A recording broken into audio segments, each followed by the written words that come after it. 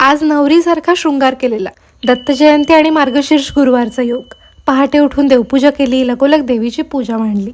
फार नाही सजवलं आईला, पण जे केलं मनापासून केलं. जे मिळालंय त्यासाठी आभार मानले, जे हवंय त्यासाठी प्रार्थना केली. आज म्हटलं लग्नातलं शालू नेसूया, देवळातही जाऊन येऊ.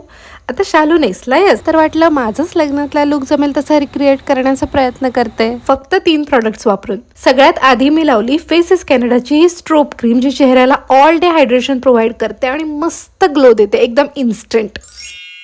ही आहे शिया बटर आणि हायल्युरॉनिक ॲसिडची जादू. नंतर मी स्ट्रोब क्रीममध्ये हायड्रामॅट फाउंडेशन ॲड केलं, ज्यामुळे मस्त कव्हरेज बिल्ड झाला, चेहरा छान मॉइश्चराईज झाला. SPF 30चं पण प्रोटेक्शन मिळालं. 24 आवर्स हायड्रेशन देणारं फाउंडेशन आहे. त्यानंतर लावली फेसेस कॅनडाची कम्फी वाव लिक्विड लिपस्टिक, ज्याची शेड आहे कोकोआ क्रश. सुंदर आहे ना, पिगमेंटेशन भारी आहे. एकाच पाईपमध्ये लावून झाली.